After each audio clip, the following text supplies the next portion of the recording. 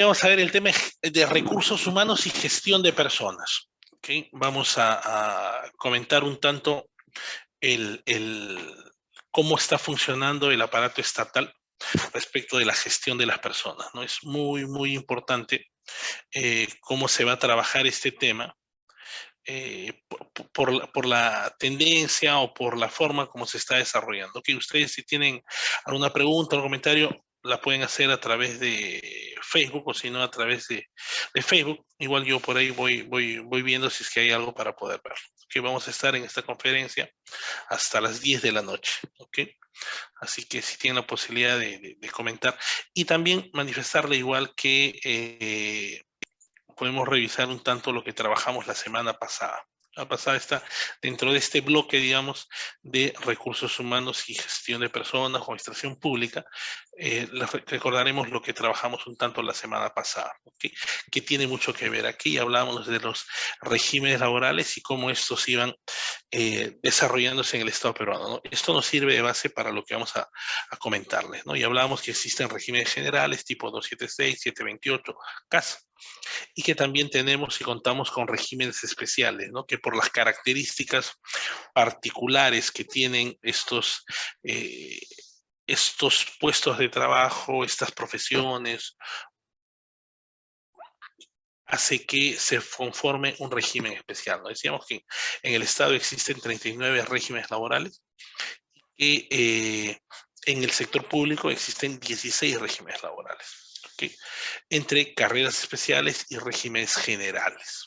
Que obviamente los más conocidos, los más ventados tienden a ser 276, 728 y CAS. ¿Okay? Y existen también otros tipos de regímenes laborales, ¿no? Estuvimos comentando justamente la semana pasada respecto al decreto ejecutivo 276, qué características tenía, y decíamos que este régimen laboral, una de las características que tenía era que era un régimen que generaba al trabajador una estabilidad absoluta y que también tendría a partir de ello ser nombrado, ¿no? Es lo que en el Estado se llama gente que está nombrada, ¿okay?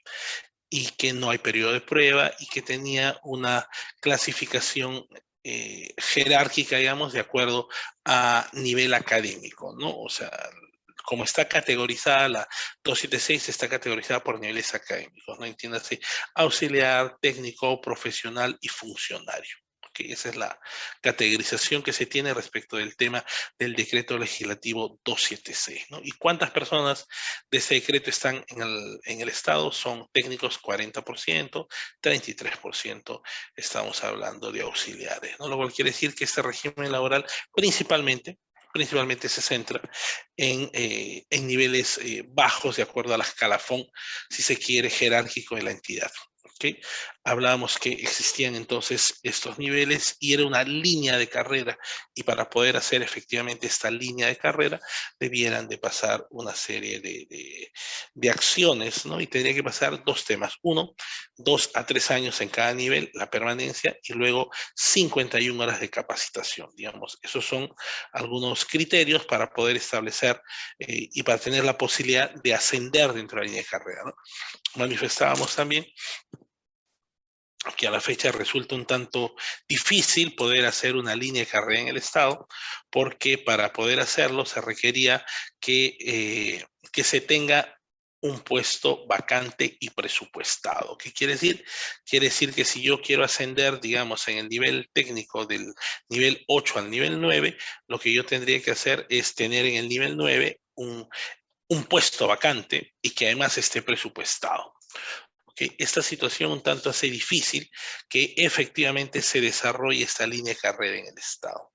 ¿Por qué? Porque es muy difícil poder efectivamente tener el puesto vacante, ¿no? Porque las dos condiciones que son hora de capacitación y tiempo de permanencia, eso es bastante común y es fácil de poder lograrlo, digamos, ¿ok? Entonces, el decreto ejecutivo 276 un tanto está distinguido por un haber básico, bonificaciones y beneficios, ¿no? Y hablamos aquí del famoso CAFAE, que es una condición de trabajo que se da a nivel del Ministerio de Economía y Finanzas en las entidades públicas y que conforman grandemente una parte muy importante de la remuneración de parte del servidor público. ¿Ok? Hablábamos también, entre otras características de los regímenes laborales, hablábamos de un régimen laboral general, que es el 728 o el régimen laboral de la actividad privada. O sea, hay trabajadores que están en el sector público, en una entidad pública, pero con régimen laboral privado. ¿Okay? Aquí hay algunos de las muchas entidades públicas que tienen algunos de sus trabajadores con este régimen, ¿no? Porque sí hay entidades públicas que tienen régimen laboral completo, me refiero a CAS exclusivamente, pero generalmente hay algunas otras entidades que tienen 276, 728, CAS. O sea, en un solo ambiente interactúan muchos trabajadores de distintos regímenes laborales, ¿no? Lo cual hace, obviamente, que sea súper complicado poder gestionarlos y poder trabajar con ellos, ¿no? Porque todos tienen beneficios sociolaborales diferentes, ¿no? Algunos tienen mayores beneficios, es más, si está sindicalizado seguramente más que otros que no lo están, ¿no?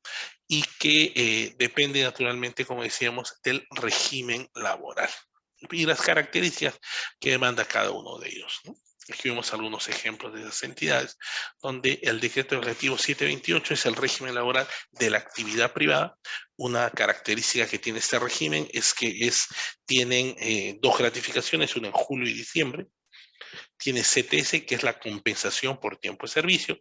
Quiere decir que el trabajador es como un seguro de desempleo, digamos, ¿no? Que en tanto y cuanto trabaje y labore un año en la entidad, le van a dar un sueldo completo por ese tiempo, más un poquito más, y que tiene además la asignación familiar, que está compuesta por el 10% de la remuneración mínima vital, que es 93 soles mensuales, que le entregan de manera permanente hasta que el hijo cumpla 18 años.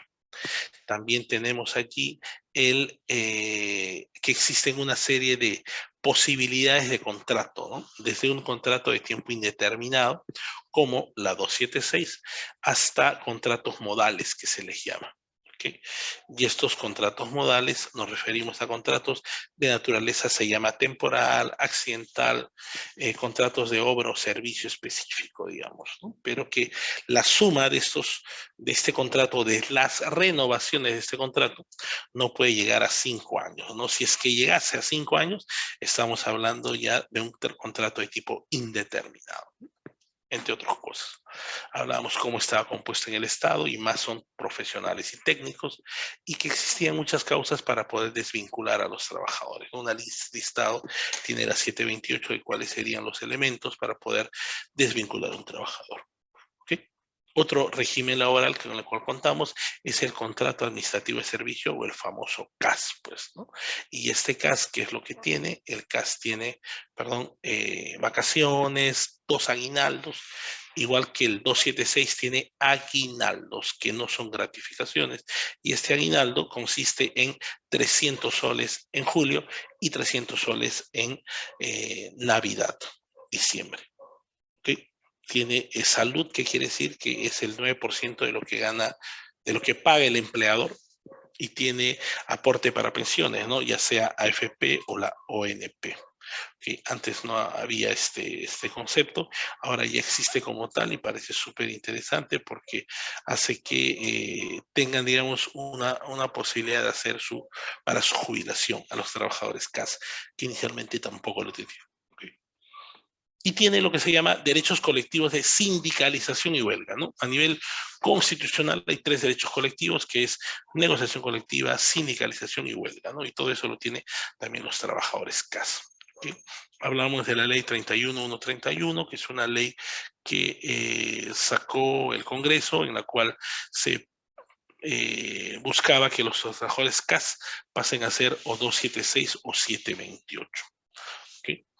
Y que el Tribunal Constitucional, ese que ahora lo están cuestionando mucho, ese Tribunal Constitucional quedó que era esta situación era inconstitucional, ¿no? Esta ley era inconstitucional en el sentido que tenía 4 de sus 5 artículos eran inconstitucionales. ¿Okay? Y se está en el limbo respecto de esto, digamos. ¿Okay? Veíamos también respecto de los regímenes laborales especiales. Los regímenes laborales especiales nos referimos aquí a tipo profesores y magisterio, ¿no? Ellos, si bien es cierto, muchos colegios el día de hoy, y nidos hoy día se han aperturado y todo ese tema, pero profesores y magisterio corresponden y tienen una carga de trabajo no tan solo a partir de marzo, sino tal vez a partir de febrero y tal. O sea, por la particularidad de su actividad y por la gran cantidad de trabajadores que hay en ese sentido, es que ellos corresponden a un régimen laboral especial. Igual que los docentes universitarios, igual que los profesionales de la salud, los asistenciales de la salud. En general, se denomina asistenciales, digamos, a toda la rama de la gente que trabaja en salud. Y ellos, por ejemplo, trabajan 36 horas semanales, no las 48 que en estricto tendríamos que trabajar todos como jornada máxima. Si no, trabajan 36 horas, tienen guardias, tienen actividades atípicas respecto eh, de su jornada de trabajo. ¿Okay?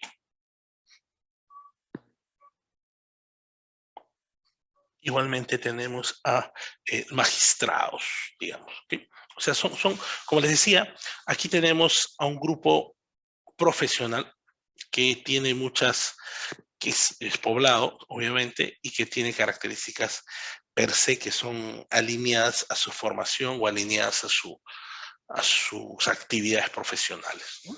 Que hace que justifique, igual que por ejemplo, el régimen agrario, ¿no? Es un régimen laboral especial, el régimen pesquero, minero, todos ellos son regímenes laborales especiales, ¿no? Por eso les decía al empezar este resumen que efectivamente en el Perú existen 39 regímenes laborales. ¿Okay? Entonces, esas son lo variopinto, digamos, de los regímenes laborales especiales, ¿no? Tenemos, por ejemplo, aquí el tema de militares y policías, ¿no? Ellos trabajan en zonas agrestes, en zonas frías, calientes, etcétera, donde uno los mandan y los derivan para que puedan trabajar ahí. O sea, muy, muy lejanos pueden ser y ello no significa hostilización ni nada por la configuración que tienen.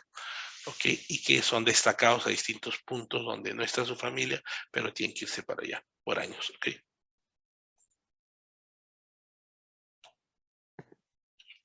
Hemos visto regímenes laborales generales, especiales y los regímenes laborales tipo los gerentes públicos, también vimos y rapidito lo vamos a mencionar, ¿no? Que son regímenes, los gerentes públicos pertenecen a un cuerpo de gerentes públicos que lo selecciona, que los capacita, desarrolla, servir.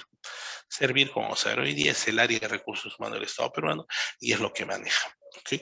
Y este puesto de gerente público tiene una remuneración especial, CTS, que es la compensación por tiempo de servicio, también la tiene defensa legal especializada. ¿Qué quiere decir? Si yo soy gerente, digamos, de gerente público y me hace un juicio el Estado, me hace un juicio un trabajador, el sindicato o lo que sea, sobre ese juicio que me hacen, entonces yo voy a apelar y puedo hacer una serie de acciones con mi abogado y me ponen el abogado que yo defino, etcétera, ¿no? Pero si es que yo salgo limpio, digamos, de ese proceso, esto es, si es que me declaran inocente, no pago nada, pero si es que me declarasen culpable, yo voy a tener que pagar los costos que representó mi defensa legal. ¿Okay? Así que hay que estar bien seguro de lo que uno hace y confiar en la justicia a efectos que no te puedan cobrar un monto que tal vez al final sea harto difícil poder pagar. ¿Okay? Este es el tema respecto de, y obviamente no tiene jornada de trabajo sin horas extras ni nada, porque por el nivel de gerente, obviamente uno no tiene horas extras, tampoco tiene indemnización por vacaciones no gozadas y demás. ¿Okay?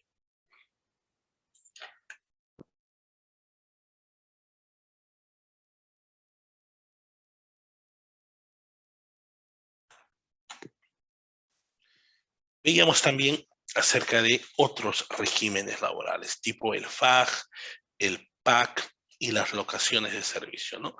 Hablamos del FAG, que es un gran, una gran partida presupuestal que se da generalmente en el Estado y que lo que se busca es que o sea, tener gente especializada, muy inteligente, muy buena, profesionales altamente calificados, un fondo de apoyo gerencial, servicios profesionales calificados, entonces que seguramente en el sector público no, o sea, ganan mucho más que lo que ganan en el sector privado, entonces por eso los ponen en el sector público, ¿ok? Y en ese sentido, estas personas que están en el sector público tienen la posibilidad de ganar hasta 15.600 soles. Ese es el tope o el máximo de del monto que puede ganar un trabajador que está contratado bajo esta modalidad de contrato civil, que quiere decir de que no es en estricto, no es un contrato laboral, porque estamos hablando de un contrato de tipo civil donde ha de haber entregables, donde ha de haber digamos, cosas tangibles respecto del trabajo que está realizando la persona contratada, ¿no? Aquí se tiene que, cada trimestre, me parece, o cuatrimestre, se tiene que informar al MEF que están desarrollando estas actividades, qué está haciendo esto FAG, cuánto están gastando y cuáles son los entregables que está desarrollando, ¿no? Lo mínimo que se debe tener a efectos de ser contratado como FAG es tener los grados de magíster y tal, ¿ok? Cosa que no necesariamente se está dando ahora, ¿no? En este contexto de este gobierno en particular. ¿Okay? Seguramente en los anteriores también. Existe otro régimen laboral, le estamos poniendo bajo esta categorización de régimen laboral, pero en estricto no es tal, ¿no?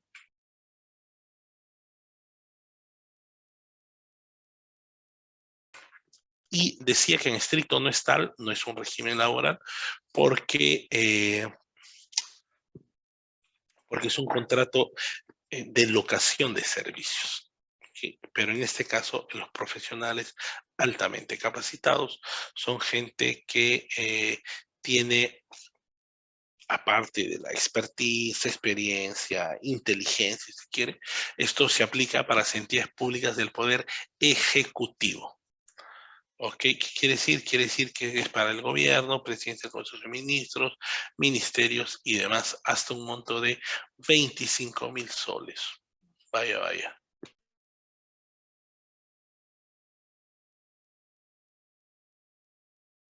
Este es entonces los PAC, ¿no? Así que la gente que quiere trabajar en el Estado, el PAC y el FAC son excelentes oportunidades de trabajo.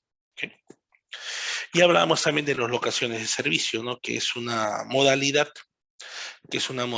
en la cual en estricto no es un contrato de trabajo porque es una relación de tipo civil, pero que nos da mucha información respecto se le tiene que a la persona pedir un entregable y esa persona tendría todos los meses o en tanto y cuanto se le requiera, dar los entregables, ¿no? Y que no necesariamente se contrata gente locación de servicio por 1 año, 2 años, imagínense, pues eso es sacarle la vuelta a la norma o sí o sí.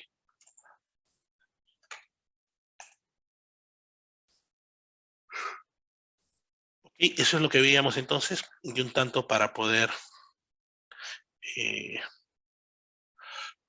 para poder alinear la presentación, es que vimos esos temas de respecto de gestión pública y los contratos de trabajo, ¿no? Y las normas laborales que determinan eh, los regímenes laborales. ¿Ok? Bien, hoy vamos a hablar entonces respecto de la gestión de las personas, la gestión del talento. Sin embargo, igual tenemos aquí una noticia que salió el día de hoy en gestión, donde decía, ¿no?, que Servir estaba advirtiendo el hecho de que el empleo informal en el Estado se eleva por restricciones para contratos CAS. Servir le denomina empleo informal, y me hacemos el match con lo que trabajamos la semana pasada. Servir le denomina empleo informal a la modalidad de contratación de locación de servicios, ¿no? Algunos le llaman locadores, otros terceros, u otros tienen R por H, etcétera.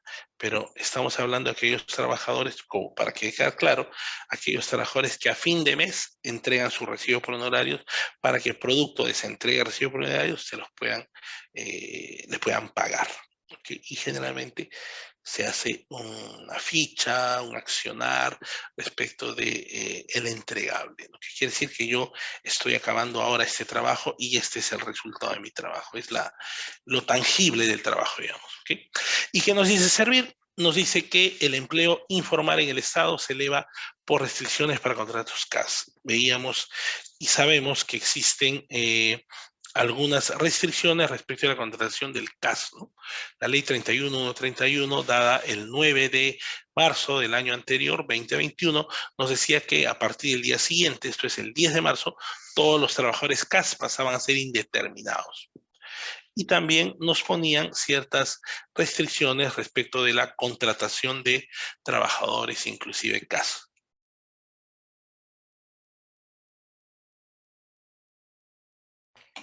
Y es entonces producto de esa imposibilidad de contratar más trabajadores CAS, es que se ha elevado esta situación, ¿no?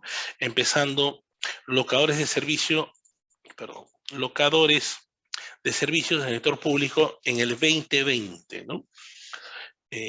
Primer año de la pandemia, digamos, se empezó en enero con 117.469 locadores y se acabó en ese mismo año con 206.217 trabajadores CAS. Harto, ¿no? Bastante. Okay. Y lo que dice este artículo, ¿no? Es que como ya se está prohibiendo, ciertamente, o se están poniendo restricciones para la contratación de trabajadores CAS de contrato administrativo de servicio, lo que se hace es se opta por la locación de servicio.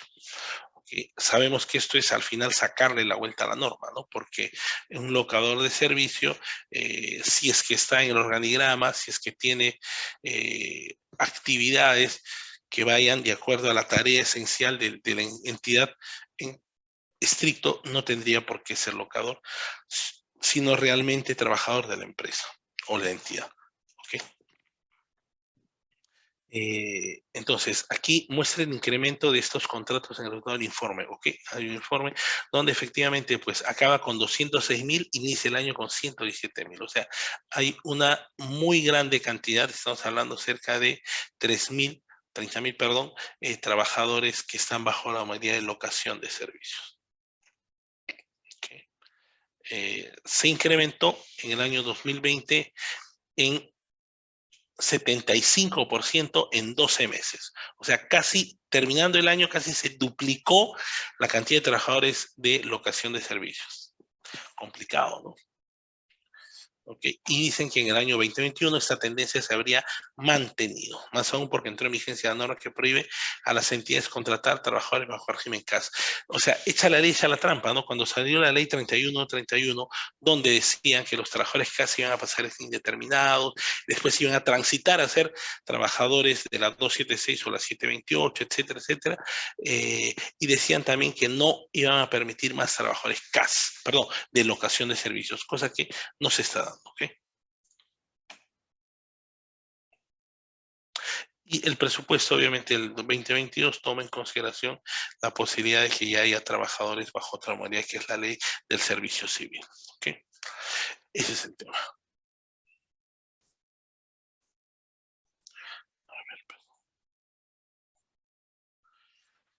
Ok. Cuando uno habla de la gestión pública y uno habla de lo que es los recursos humanos, dice, ¿no? En la gestión pública y tal. A ver, perdón. Allí estamos hablando del sistema de recursos humanos. ¿Okay? Para esto, lo que existe en el Estado peruano para poder trabajar, en el Estado peruano para poder desarrollarse, sabemos que existen tres poderes del Estado, ¿correcto? El poder legislativo, ejecutivo y el judicial, ¿sí? Ok, entonces también sabemos que existen organismos constitucionalmente autónomos. ¿Okay? Y estos organismos constitucionalmente autónomos nos referimos a Jurado Nacional de Elecciones, nos referimos a la Contraloría, nos referimos a otros organismos que lo que hacen es ayudar a que se desarrolle y camine el aparato público. ¿Okay? Pero también tenemos los sistemas administrativos, ¿ok? Y estos sistemas administrativos son entes burocráticos, digamos, que ayudan justamente al desarrollo de el área en el cual están trabajando, ¿no? Si estamos hablando del sistema administrativo de recursos humanos, obviamente hablamos de toda la normatividad relacionada a los recursos humanos, ¿ok? En este caso, el sistema administrativo de recursos humanos tienen además estos sistemas administrativos una cabeza del sistema o un ente rector. Y en este caso, el ente rector del sistema administrativo de la gestión de los recursos humanos en el Estado es Servir. ¿Okay? Servir es un organismo técnico especializado que está adscrita a la PCM. Esto es que está, digamos, es un organismo técnico especializado, independiente, que está adscrita a la PCM. ¿Okay? Y tiene algunas funciones y actividades, ¿no? Que tiene algunos temas. Y este sistema administrativo está conformado a su vez por Servir, la Dirección General de Gestión Fiscal del MEF, pero de recursos humanos, y las oficinas de recursos humanos de todas las entidades públicas del Estado, en un número más o menos de 1.600 entidades públicas, quienes se encargan de recoger todo lo que dice el sistema, ¿no? Es como existe, también sabemos, el sistema administrativo de tesorería, ¿verdad? Y de presupuesto público. Entonces, es justamente estos sistemas de tesorería y de presupuesto que dan lineamientos, normas, actividades, legalidad, y que tienen que hacer y que son de obligatorio cumplimiento de las entidades públicas, lo cual quiere decir que igual en ese sentido Servir da los lineamientos normativos resolutivos respecto del tema de recursos humanos que son obligatoriamente de cumplimiento de las entidades públicas. ¿Okay? Y Servir entonces es un organismo técnico especializado, cuenta con independencia, vean acá esto es súper interesante, cuentan con independencia funcional para ejercer su labor a nivel sectorial, etc.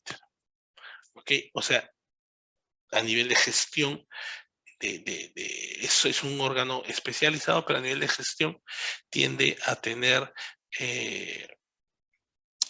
tiende a desarrollar sus propuestas de manera objetiva y de manera técnica. O sea, no se entiende que no está obnubilada por pertenecer a un poder del Estado o, digamos, deja de ser objetiva como entidad si es que no, si es que no permanece allí. ¿Okay? Entonces, la condición de Servir, como les decía, Servir es un órgano técnico que es el área de recursos humanos del Estado peruano, ese es Servir. ¿Okay? Es en estricto el área de recursos humanos del Estado peruano, que se creó en junio del año 2008. ¿Y por qué le hablo tanto de Servir si estamos hablando de gestión de las personas, ¿no? Porque justamente a partir de Servir se busca mejorar el servicio civil de manera integral y continua para servir a los ciudadanos y ciudadanas. ¿Okay? Eso es lo que se sirve, o sea, lo que busca es mejorar la accionar, mejorar la remuneración y mejorar las condiciones de trabajo de todos los servidores civiles. Ese es el objetivo de Servir. ¿Okay? Y esa es su misión, digamos, ¿no? ¿Para qué? Para mejorar la atención a los ciudadanos. Entonces, como les decía, fue escrita en 2018, en junio, y que ya tenemos 14 años de eso, gente que todavía está en la posibilidad de esos regímenes laborales, ¿ok? Perdón. Entonces, vamos a tener un video acá y luego lo comentamos respecto de Servir, ¿ok? A ver, perdón. Vamos.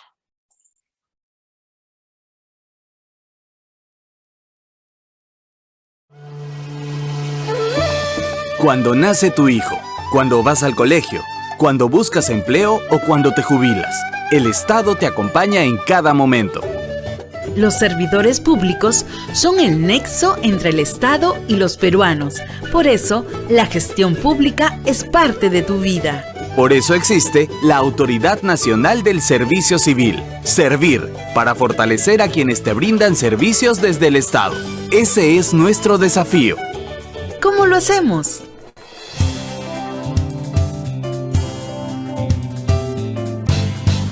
Desarrollando las políticas, estudios y el marco normativo para mejorar la gestión de las personas que trabajan en el Estado. Orientando el quehacer de las 2.700 áreas de recursos humanos del país para que potencien el talento de los servidores civiles al máximo. Brindando asistencia a las entidades en su ingreso al régimen del servicio civil.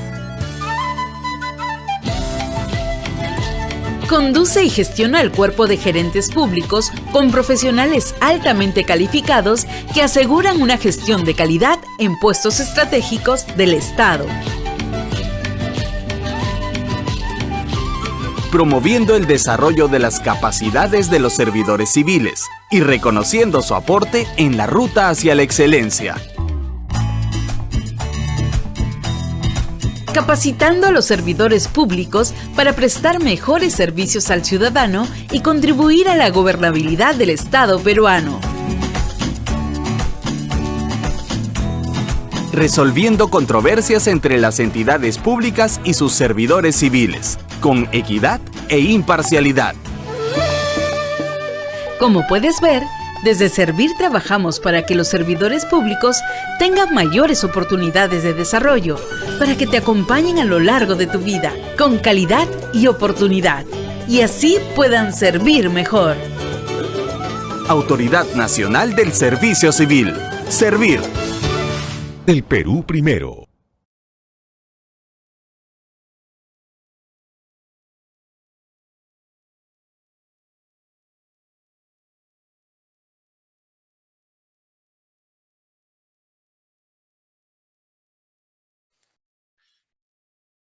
Bien, tenemos ahí entonces cómo es que funciona el tema de Servir, cómo es que nos habla respecto de las características. Le decía que Servir entonces está allí para poder dar los lineamientos respecto de los temas de los recursos humanos o la gestión de los recursos humanos en el Estado.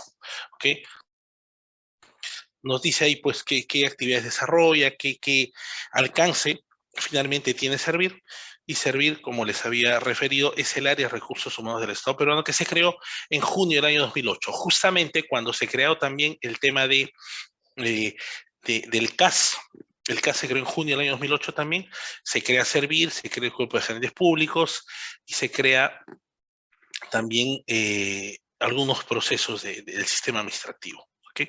Entonces, Servir es la entidad pública adscrita a la PCM, cuya finalidad es la gestión de las personas al servicio del Estado, ¿no? Donde busca es lo que siempre escuchamos hablar acerca del servicio civil meritocrático, flexible y con altos niveles de eficiencia, nos dice. ¿Okay? Entonces, lo que busca siempre es Servir, cuando uno habla de Servir, habla de servicio civil meritocrático, ¿no? Recientemente en una entrevista a Aníbal Torres, que es el presidente del Consejo de Ministros, refería que Servir, igual que dice que el Tribunal Constitucional debería desaparecer, igual dice de Servir, ¿no? Que no le aporta y tal, ¿no? Recientemente Servir sacó una norma que fue revisada por el Congreso también, donde indican que para poder ser ministro, director de una entidad pública, viceministro, etcétera, ha de tener determinadas características, ¿no?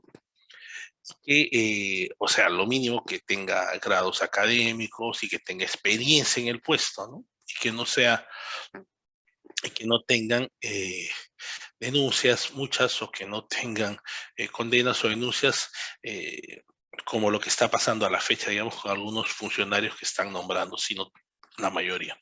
¿Ok? Y que en ese sentido, esta ley ha sido elevada al poder ejecutivo, que es el que tiene que autorizarla, poner la firma y reglamentarla, estamos hablando de la presidencia, digamos, y que ha sido observada, ¿no?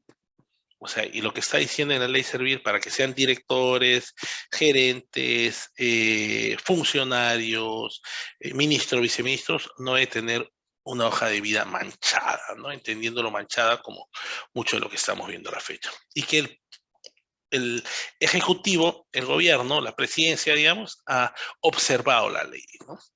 Y dice pues que o sí no debe tener nada relacionado a terrorismo. Y bueno, esa ley ha sido observada, ¿no? Y Servir, entonces, lo que está buscando es generar alguna normativa en este caso para que no ocurran las cosas que por ahí puedan estar pasando. Okay, pero no es lógico, o sea, no es lógico que un ministro, digamos, no debiera tener experiencia. Bueno, sí, pues no, pero no necesariamente se están dando los temas, ¿ok?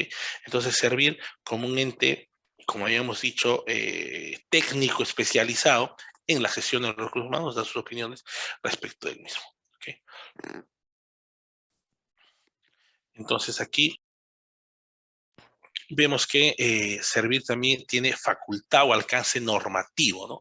Igual como les decía, igual como el Ministerio de Economía, a través del sistema administrativo de tesorería, da lineamientos para que la gente pueda hacer tal o cual cosa, igual Servir da lineamientos para que se puedan desarrollar la gestión de los recursos humanos a través de normas. Entonces, todo lo que pasa a nivel de recursos humanos lo maneja Servir norma, todo lo que tiene que hacerse, y las entidades públicas, en número de 1800, perdón, tiene que hacer caso o sí. Tiene una facultad también supervisora, tiene que seguir las acciones, sancionadora en caso de incumplimiento de obligaciones, interventora y resolutiva. Servir tiene una instancia denominada Tribunal del Servicio Civil, ¿ok?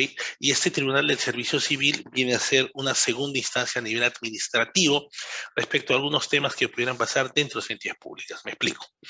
Yo, por ejemplo, he cometido una falta, digamos, laboral, y mi empleador hace el sistema administrativo disciplinario y me va a sacar de la entidad, me quiere desvincular de la entidad.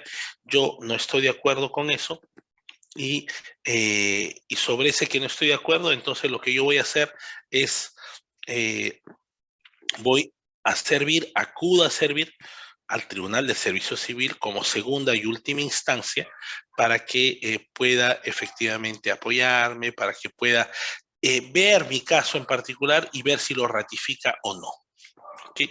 Para efectos de desvinculaciones, para efectos de sanciones, inclusive un trabajador cualquiera puede acudir al Tribunal del Servicio Civil para que delimiten nuevamente, revisen su caso y lo confirmen o no respecto de lo que pudiera estar pasando.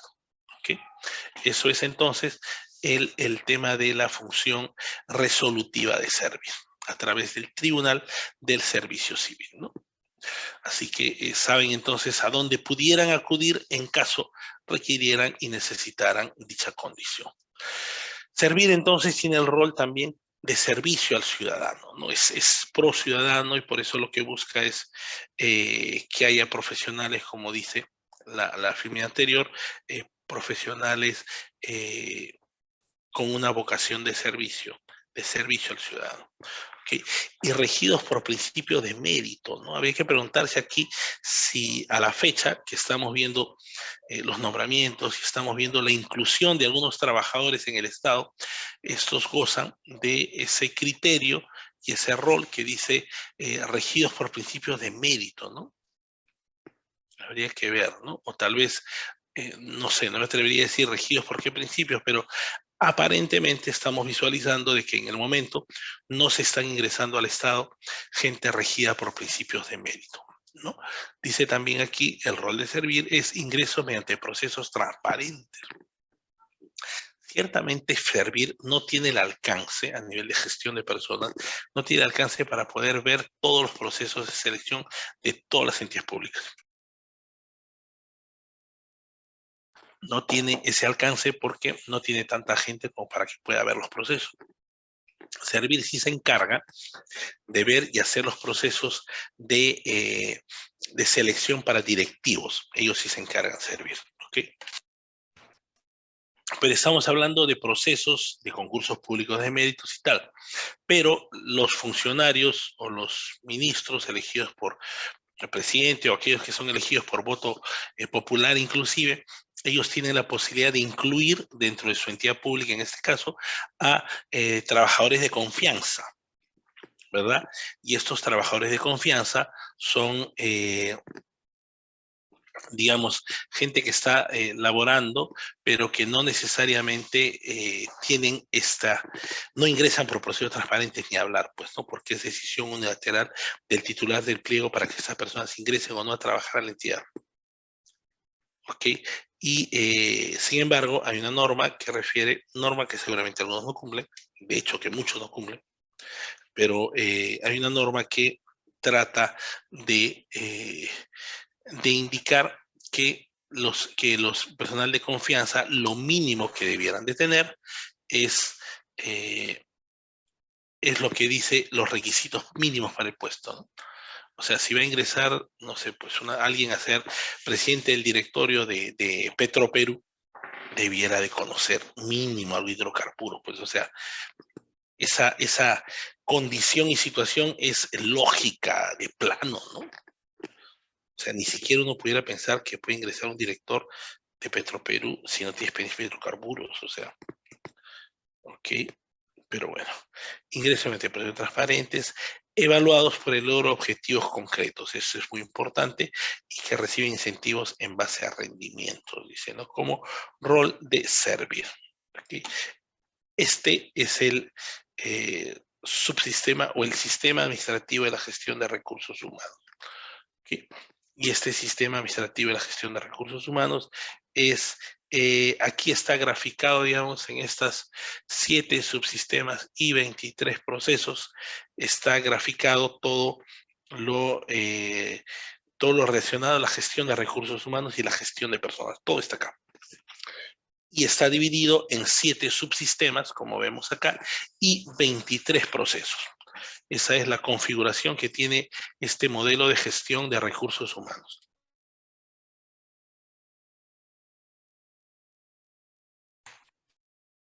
¿Ok? Y todos los procesos, lo que tiene que ver con gestión de personas, está especificado aquí en alguno de los 23 procesos que maneja este subsistema. Planificación, organización del trabajo, gestión del empleo, rendimiento, compensaciones, desarrollo y relaciones humanas. Todo este tema va a aplicar y aplica a todas las entidades públicas. ¿Okay? Hace años atrás yo estaba editando un curso para gente del sector público, por supuesto, y sobre eso recuerdo una conferencia que estaba dando y una persona que estaba allí pues decía, me preguntaba, doctor, me decía, respecto de la infame ley Servir, gestión de evaluación de desempeño y tal. Y eso me da pie a pensar de que uno que obviamente la gente no conocía mucho respecto del tema de Servir y la evaluación de desempeño, y que de plano la gente tiende, o sea, esta persona y de plano ya tenía claro de que era una infame ley, ¿no?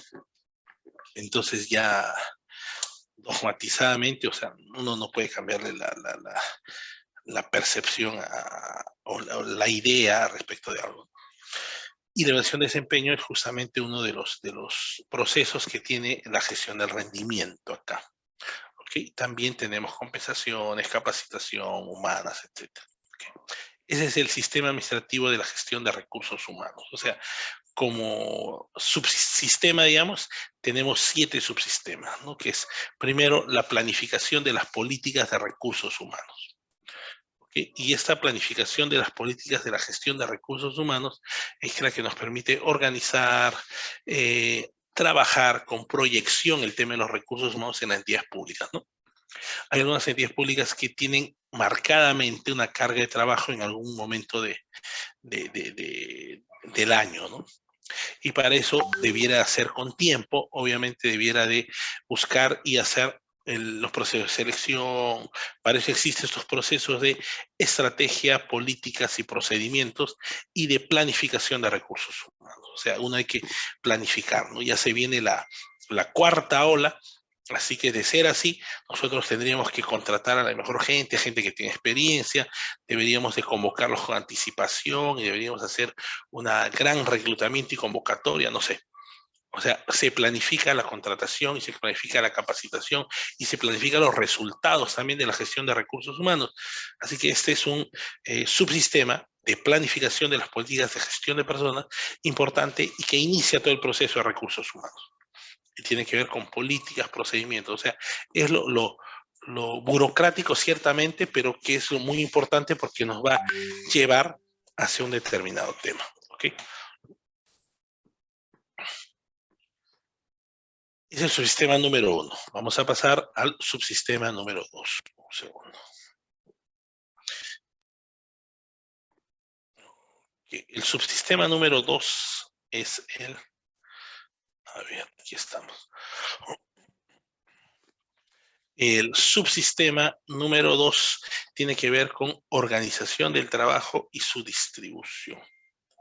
¿Okay? En este subsistema hay algunos productos, digamos, que salen. Y el producto, luego de hacer este proceso, como indica acá, diseño de puestos y administración de puestos, lo que tenemos que hacer aquí es el manual de perfil de puestos, el MPP. Y este manual de perfil de puestos es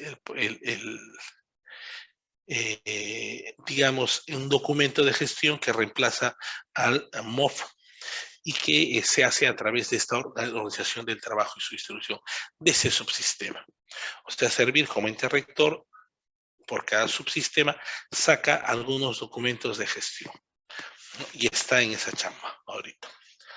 Entonces, aquí en este subsistema de organización del trabajo y su distribución, lo que se hace son ver las funciones, las tareas, las características que hace toda la gente en el Estado para poder sistematizarlo. ¿Okay? Y para eso tiene los procesos de diseño de puestos y administración de puestos. Estos son estos dos procesos respecto a este subsistema, que es el subsistema número 3. ¿Okay? Seguimos entonces y nos toca hablar ya con el tercer subsistema, que es el subsistema de gestión del empleo. ¿Ok? Y el subsistema de gestión del empleo es uno de los más visibles, digamos, porque tiene que ver con la gestión. ¿Okay? Aquí nos refiere esta presentación que incorpora el conjunto de políticas y prácticas del personal destinadas a gestionar los flujos de servidores en el sistema administrativo de gestión de personas, desde la incorporación hasta la desvinculación. ¿Okay? Desde que ingresa, es más, hasta desde antes que ingrese, gestión anterior, ingresa todo el proceso, hasta cuando ya se va de la entidad pública. Eso engloba este subsistema que corresponde a la gestión del empleo. ¿Ok? A ver, vamos a ver acá.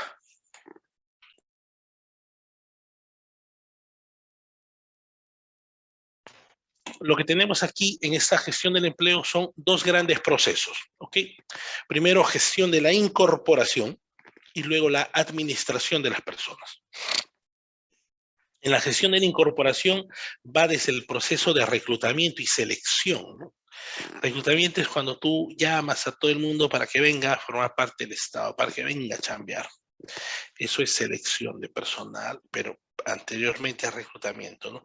Les muestras las bondades de tu entidad, de lo que quieres hacer, y al final va por el proceso de selección. ¿Okay? Vamos a hacer un video primero de este proceso mismo y luego lo comentamos. ¿Okay?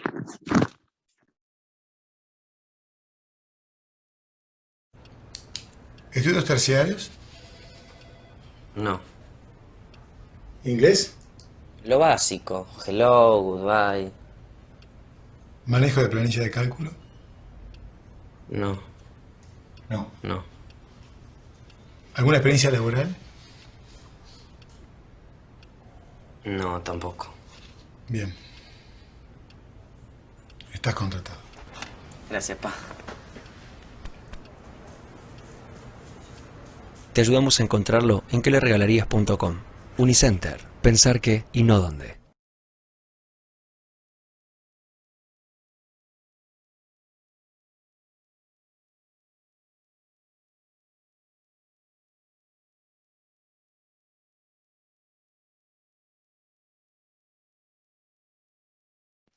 Vemos aquí entonces cómo es que a veces sin tener las competencias uno puede copar un puesto de trabajo, ¿no? Y no necesariamente eso es bueno para nada, ¿no?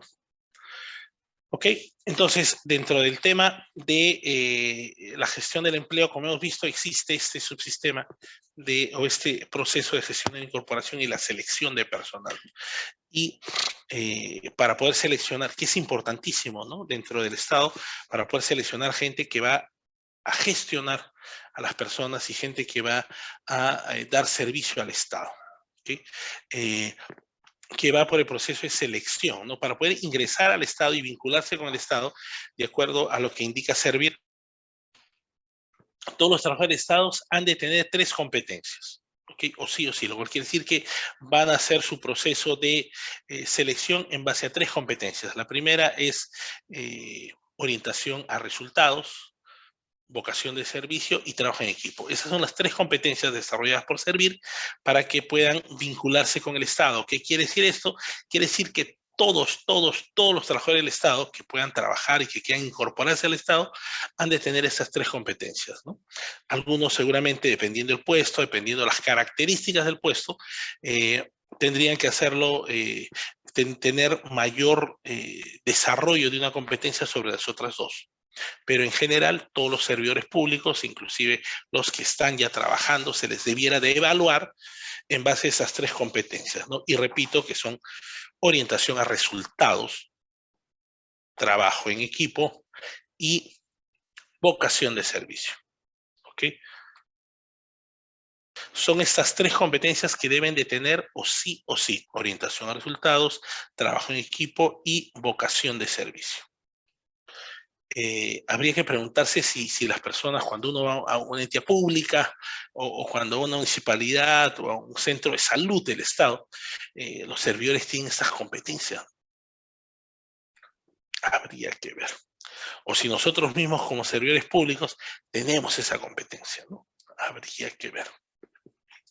Pero entonces, en base a esas 3 competencias, se le evalúa al trabajador, se hace este proceso que indica aquí de selección y luego el proceso de selección consiste en que yo soy un postulante y luego mando mi currículum, lo revisan, lo chequean, ven si estoy apto o no, y sobre eso ya si me dan una primera respuesta indicando, ok, cumple usted con todos sus requisitos y paso a la siguiente etapa, ya dejo de ser un postulante y me convierto en un candidato, ¿no? Luego de esto paso a los procesos, esto es evaluación de conocimientos, evaluación de conocimientos, los psicotécnicos, psicológicos, inclusive puede ser, y luego la entrevista final, ¿no? Para la entrevista final no se acerca 3 personas nomás, no llegan a tener una terna para definir, sino llegan a tener 5 personas. ¿Okay? O sea, las personas que llegan a la entrevista final son 5 personas, y luego en todo el proceso obviamente se le asigna puntaje y tal, ¿no?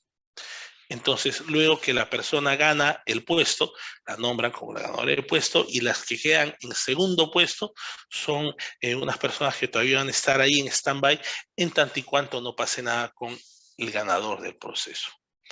Okay. Entonces, yo gané el proceso, voy a sentarme, pero ¿sabes qué? Mejor me dieron otra posición en otro lado, mejor me voy a otro lado. Si me voy, queda el accesitario que tomaría la posición dentro de los 60 primeros días, me parece. Ok, entonces ese es parte del proceso de selección que se da en esta gestión de incorporación para ingresar al Estado, de la gestión de las personas, ¿no?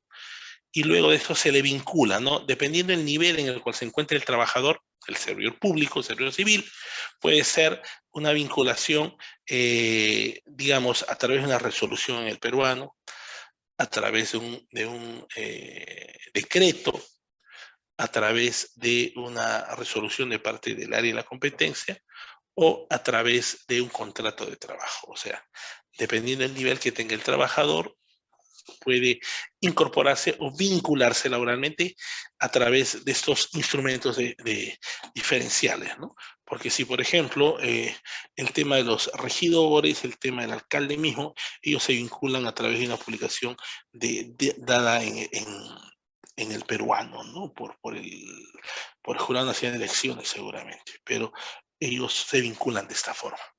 Pero si vamos al puesto de directores, digamos, se vinculan con una resolución que puede ser interna de parte de la entidad, o si son jefes, digamos, o personal administrativo y operativo, se les puede vincular con un contrato de trabajo individual. ¿Ok?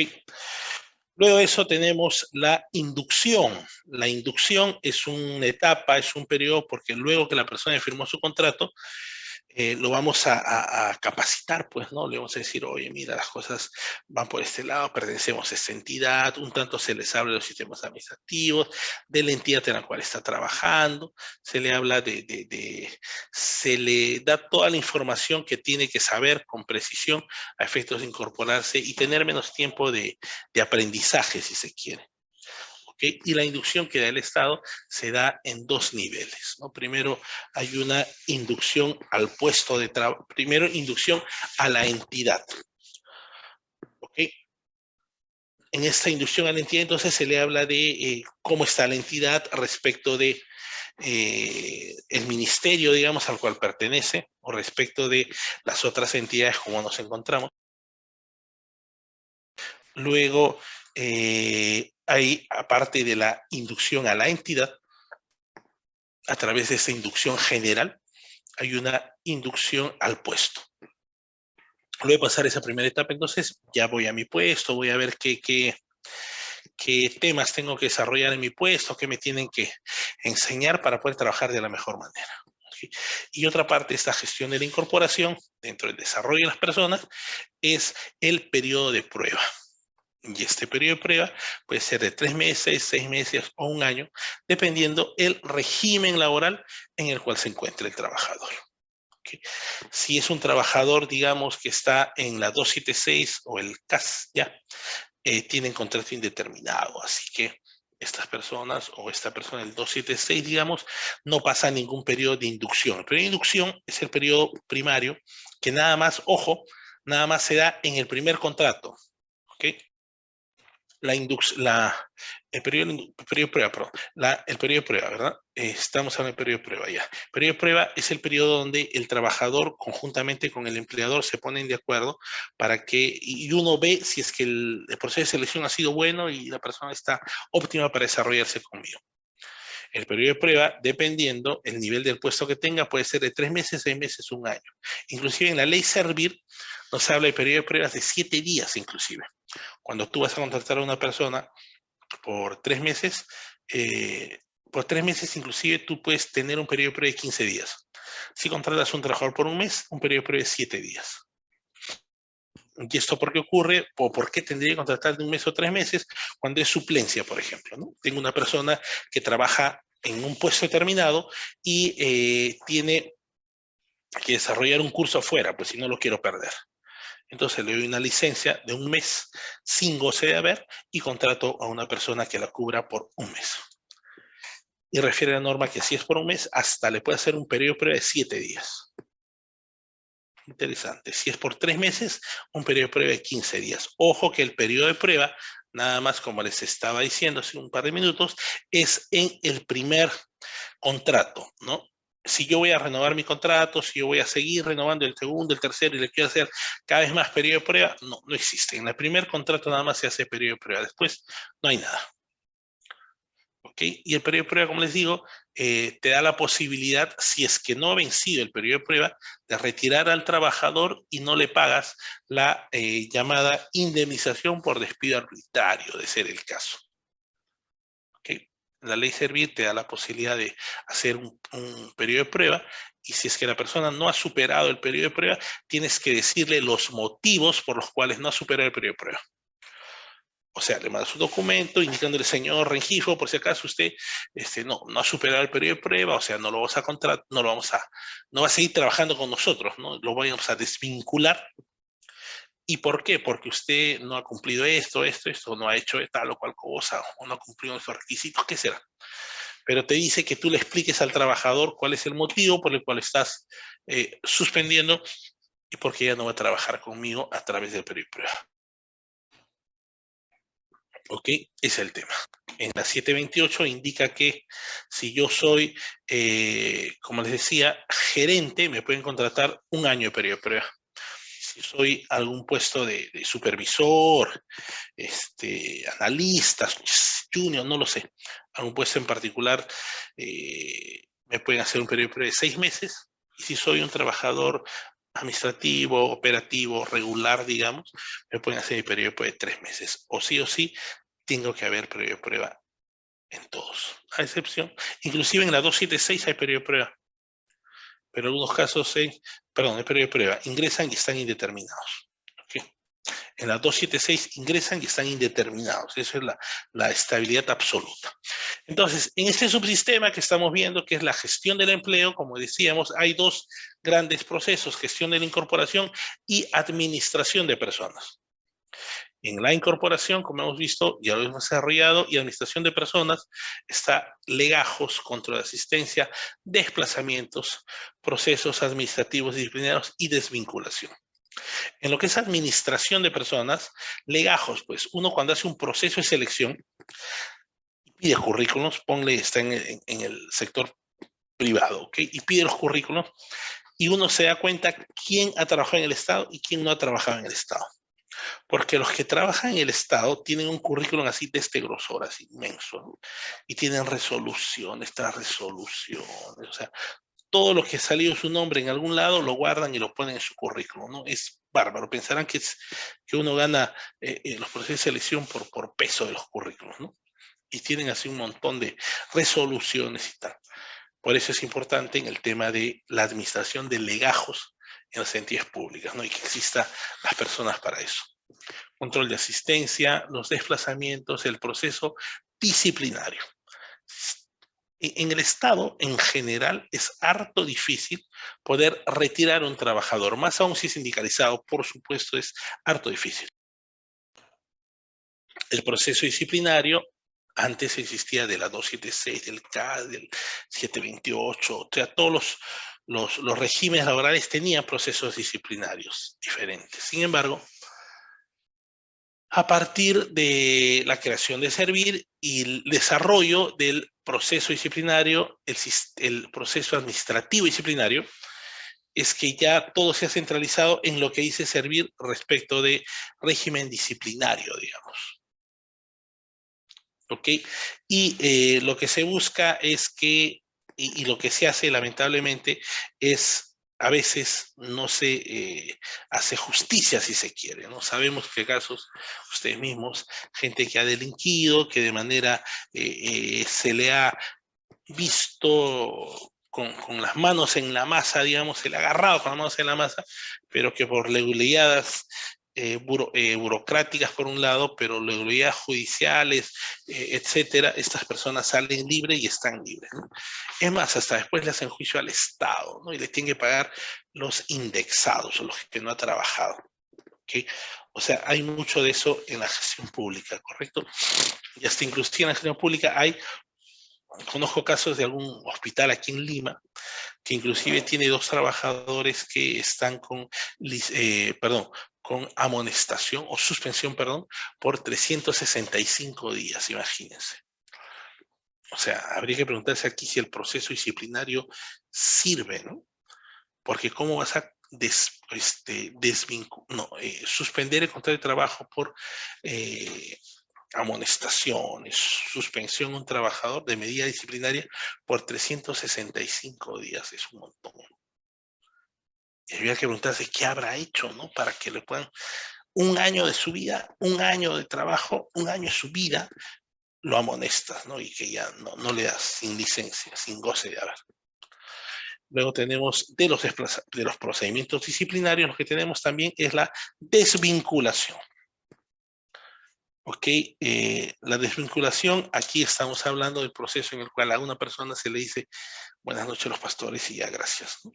Servir dice que, o decía al principio, que las personas que trabajan en la ley Servir o bajo los criterios de la ley Servir debería servir, como dice, un servicio civil meritocrático, y si no lo tuvieran, se hace evaluaciones y salen jalados, se les va a vincular, decía, ¿no? Porque a la fecha ya no manifiestan dicho tema. Es más, hasta han dicho que eso se va a suspender por ahora. ¿Okay? Entonces, en gestión del empleo es el subsistema número 3 y tienen estos dos grandes procesos, ¿no? Incorporación y la administración de personas. Ok, y aquí vamos con el subsistema número 4, que tiene que ver con la gestión del rendimiento. Ok, y el proceso acá que se evidencia, que se ve, es la evaluación del desempeño. Antes, por eso, cuando salió Servir, hace un tiempo atrás, habían algunos trabajadores y algunas entidades y algunos sindicatos que no querían estar con Servir, no querían trabajar con Servir y tal, ¿no? Y decían, pues, porque si trabajaban con Servir y tal, iban a ser eliminados, votados, sacados en masa, ¿no? ¿Okay? Y que eso no querían, ¿no? Por eso es que se negaban. Sin embargo, en principio, ahí hay dos temas, ¿ya? Las normas que da Servir respecto de evaluación de desempeño es de obligatorio cumplimiento de todas las entidades públicas. Ok, en su momento, ¿no? O lo están haciendo como un proceso progresivo, lo están haciendo que eso increchento, digamos, increchento va a ir avanzando ese tema. Pero, o sea, aquellas entidades públicas que igual saben que no, yo no quiero estar en Servir porque van a hacer la evaluación de rendimiento y mejor no estamos en Servir, no aplica, porque al final todas las entidades públicas van a transitar a Servir. ¿Okay? Y la gestión del rendimiento a través de la evaluación de desempeño se ha hecho, Servir ha hecho en algunas entidades públicas, está cada vez mejorando, está cada vez diseñando, digamos, el proceso, de forma tal que ya, y hay entidades públicas que han sido como las conejillo de India, si se quiere, o sea, que han sido modelos donde se está trabajando la evaluación del desempeño, y que ahora ya en algunas entidades más se está aplicando. La idea es que se aplique y que progresivamente ingrese más trabajadores, ¿no? Primero va a haber un grupo de trabajadores y así hasta que al final la idea sería que todos estén en el tema, pero eso no es inmediato, eso va a demorar. ¿Okay? Y también esa posibilidad que decía, ¿no? Servir decía, si te jalan 2 veces en el proceso de evaluación de desempeño, 2 años consecutivos, previa capacitación y formación, va a ser que te desvincules de la administración pública. O sea, si te sales jalado en 2 oportunidades, entonces significa que no estás, digamos, no estás apto para trabajar en el Estado y te dicen que muchísimas gracias. Okay. Sin embargo, siendo esta para la aplicación de la ley Servir algo ciertamente crisposo para la gente que trabaja en el Estado, lo que se ha hecho es ya cambiar esa situación, ¿no? A la fecha no funciona eso que decían al principio que dos evaluaciones consecutivas con calificación negativa te sacaban del Estado. Ya no es así. ¿Okay? Ya no es así. Y ahora, y está bien que les evalúen a la gente, ¿no? ¿Okay? Y sobre eso poder ver si es que es apto o no es apto para trabajar en el Estado. Es lo que deberíamos hacer a través de esta evaluación del desempeño. ¿Okay? Y pasamos con un proceso que es un subsistema denominado la gestión de la compensación. ¿Okay? Y Servir habla de las compensaciones económicas y no económicas, dice Servir. Okay, nos habla Servir de las compensaciones económicas y no económicas, ¿no? Y quiere decir todo el tema de remuneración, condiciones de trabajo, beneficios laborales, beneficios sociolaborales que se llaman ahora. ¿Okay? ¿Para qué? Para que el trabajador pueda tener y gozar de todos esos beneficios, como bien dice Servir, económicos y no económicos. ¿Ok? Y aquí hay 2 procesos, ¿no? La administración de las compensaciones. Hay una ley, inclusive, donde se indica, si usted ahorita se pasa a la ley Servir, pero usted no va a pasar solo, sino la entidad se pasa, recién va a tener la posibilidad de tener otro tipo de compensaciones y otros tipos de temas. ¿Okay? Y también aquí se habla del proceso de administración de las pensiones. ¿Okay? Hay algunas entidades públicas que tienen, pues, y que dan pensión a sus ex trabajadores, ¿no? Así que esto es lo que corresponde respecto del proceso de gestión de la compensación. ¿Okay?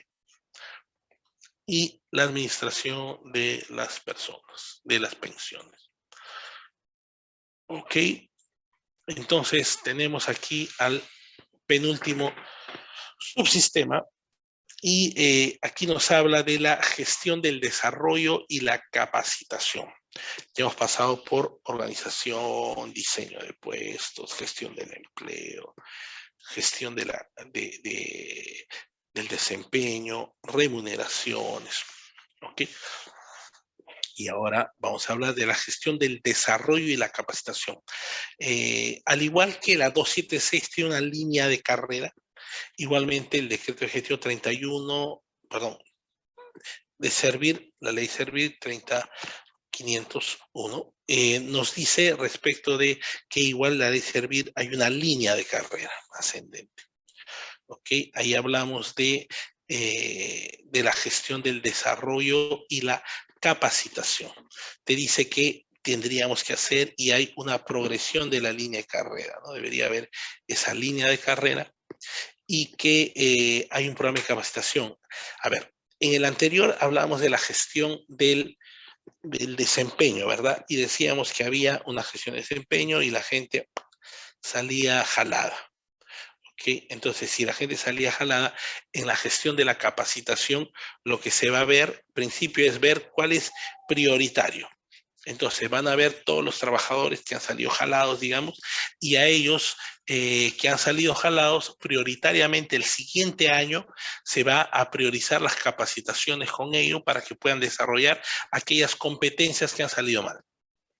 ¿Ok? Entonces, yo tengo una mala evaluación, una negativa evaluación, yo voy a ser el primero que va a estar en la lista para que me capaciten. Y me van a capacitar y me van a dar cursos y todo para poder mejorar. ¿Okay? Entonces, para eso se hace lo que se llama una evaluación de desempeño. Perdón, eso se hace una evaluación de necesidades de capacitación, se llama. ¿Okay? Y aquí lo que se busca es ver que realmente el trabajador tenga la necesidad de cubrir o de hacer ese puesto.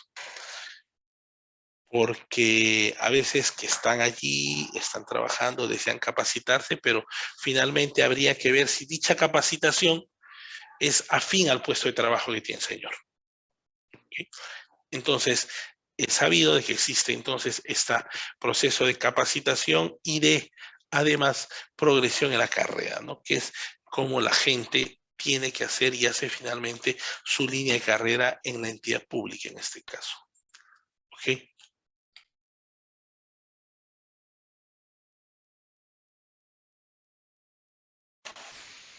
Pasamos entonces al último subsistema de la gestión de recursos humanos y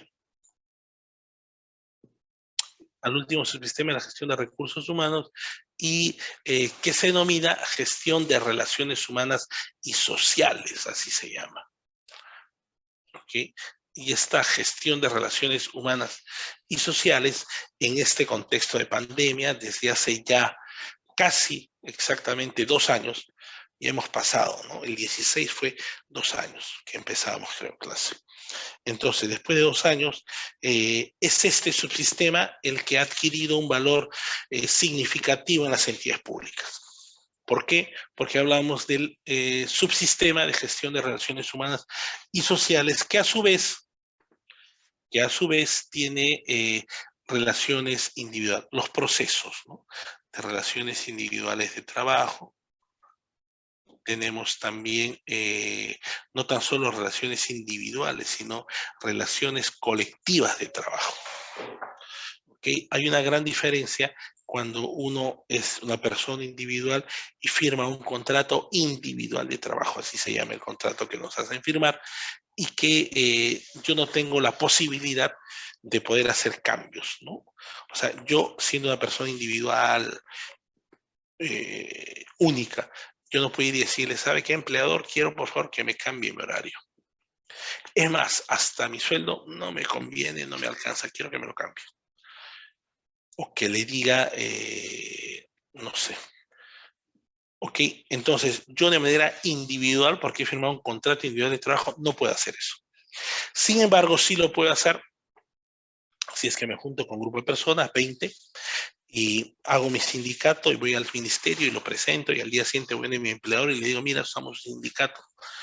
Sí lo puedo hacer, digamos, sí puedo, como sindicato, sí podemos ir a conversar con el empleador a través de la denominada negociación colectiva, y producto de esa negociación colectiva yo le puedo decir, ¿saben qué, señores? Suban el sueldo a toda la gente, ya no me gusta mi horario, no quiero venir a trabajar los sábados, o lo que pueda convenir en favor, en teoría, de los trabajadores. ¿Okay? Y ahí sí, en esa condición de negociación colectiva de trabajo, porque es una colectividad que está de acuerdo, que quiere chambear en este tema de la negociación y mejoras para todos ellos, y formaron su sindicato, entonces ellos sí pueden cambiar horarios, pueden cambiar remuneración y otra serie de temas, luego de o en el interín de la negociación colectiva. ¿Okay? Entonces, una cosa es individual, los trabajadores dispersados, y otra es tener una fuerza que se da a través del sindicato, la sindicalización. ¿Okay? Y eso es relaciones laborales individuales y colectivas, que de acuerdo a los gobiernos de turno también a veces se desarrollan y otros no. En los gobiernos anteriores no han habido esos temas mucho, y en este gobierno sí, por ejemplo, hay una escuela de sindicatos, ¿no? Y aparte, SUNAFIL, que es la entidad Superintendencia Nacional de Fiscalización Laboral, tiene sindicatos sus trabajadores. Y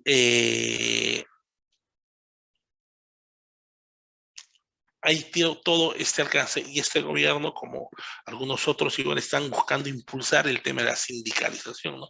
Tanto que antes, a nivel de gestión de personas, estaba prohibido las negociaciones colectivas que tengan que ver o tener un correlato económico. Y uno se preguntaba, oye, pero si no voy a ver tema económico acerca del sindicato, ¿qué voy a ver, no? ¿Para qué sigo creado, no? Y resulta que lo que se negocia a veces no necesariamente es el tema económico, ¿no? Sino beneficios y tal, ¿no? ¿Ok? Ese es el tema respecto de relaciones laborales individuales y colectivas de trabajo. ¿Okay? Y que el sindicato, digamos, es muy fuerte dependiendo para que se pueda manejar ese tema. ¿Ok? Y entonces, como vemos aquí, ese es uno de los subsistemas relacionados al proceso de este subsistema. ¿Okay? Luego tenemos también, muy importante, insisto, en el tema de la pandemia y tal, es esta otra área de salud y seguridad en el trabajo.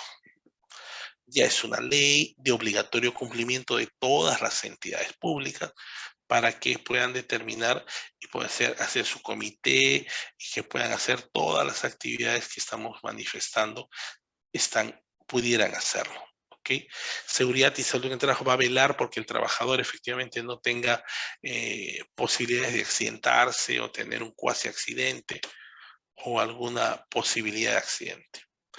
¿Okay? Y que, como decíamos, en este contexto de pandemia, ellos se han encargado de hacer el tema de las normas internas en las entidades públicas acerca de lo que es salud y seguridad, prevención del COVID, ¿no? Muy importante. Okay. Luego de eso también tenemos el área de bienestar social, ¿no? A través de las trabajadoras sociales. ¿Ok?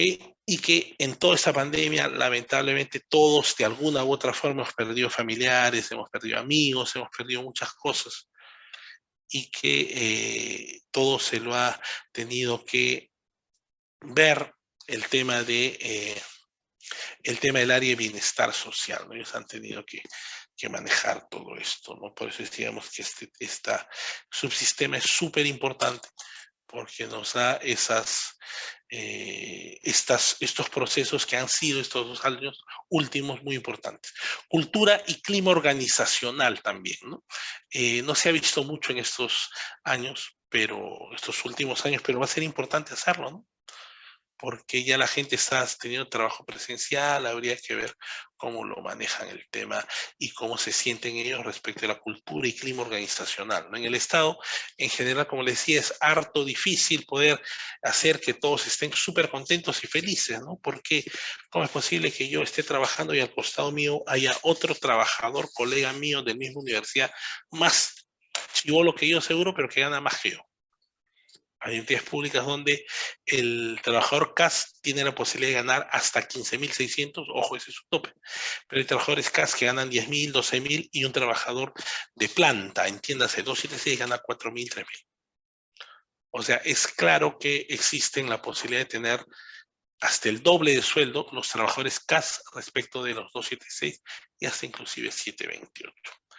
Y es tan cierto que a veces los trabajadores CAS o los trabajadores CAS y los 728, perdón, los 728 y los 276 no renuncian, sino piden licencia un año o algo para poder trabajar de CAS. O sea, y a mí se me hace harto difícil poder trabajar en temas de cultura y clima, digamos, ¿no? Por la variopinta de regímenes laborales y de condiciones de trabajo y de todo. Sin embargo, en el Estado sí hay algunas entidades públicas que están buscando pertenecer inclusive a esta membresía americana de Great Place to Work, ¿no? Que es buscar el mejor lugar para trabajar, ¿no? Indecopi, por ejemplo, tiene muy bien metido ese tema. Hay un tema de flexibilidad también respecto de horarios en el Ministerio de Energía, claro, energía me parece, donde si un trabajador, uno tiene una jornada de trabajo. La jornada de trabajo es, yo trabajo 8 horas, mi jornada es de 8 horas. De la gente asistencial, su jornada de trabajo es de 36 horas semanales y 6 horas diarias. O sea, su jornada es de 6 horas y la mía es de 8 horas. Y hay otra gente que trabaja de militar, algunos días su jornada de trabajo es de 12 horas o 24 horas. ¿Ok? Entonces, son diferentes las condiciones en las cuales uno está trabajando, ¿no? Y es muy complicado poder todos tener una adecuada cultura y clima, si es que algunos trabajan más, trabajan menos, a quién lo prefiero, digamos, respecto de mandarle a hacer cosas, cuál de los dos me sirve, cuál de los dos no aporta al resultado del negocio, etcétera. Es harto complicado en el Estado, porque hay variopinto de regímenes laborales por un lado y de características de los mismos. En una entidad pública, igual un trabajador 276 se va a 1 hora, el CAS se va después y el 728 tal vez en el intermedio de los 3. ¿Por qué? Porque tienen diferentes jornadas y horarios de trabajo. Algunos trabajan, los CAS en teoría trabajan más que los 276, pero los 276 se van menos. O sea, es complicado, ¿no? Más aún con el tema remunerativo que les digo que hay algunos trabajadores que ganan mucho más que los otros, ¿no? La 728 gana más que la 276 y el CAS 1057 gana más que el 276 y que el 728. Juntos inclusive gana más. Y otro y último proceso que sería el 23 proceso dentro de los sistemas administrativos de la gestión de recursos humanos es de comunicación interna. El tema de la comunicación interna lo ve el área de recursos humanos y tiene que ver justamente con la información que se le da a los trabajadores a fin que puedan entender o que manejar el tema. Esa es la comunicación interna también, que sería uno de los elementos sobre los cuales se podría trabajar también. Ese es el tema. Comunicación interna, entonces sería el último proceso de este subsistema número 7 del sistema administrativo de la gestión de recursos humanos. Eso es lo que tendríamos, ¿ok? hemos visto y hemos revisado entonces el sistema administrativo de la gestión de recursos humanos, donde hemos podido apreciar los 7 subsistemas y los 23 procesos del sistema administrativo de la gestión de recursos humanos.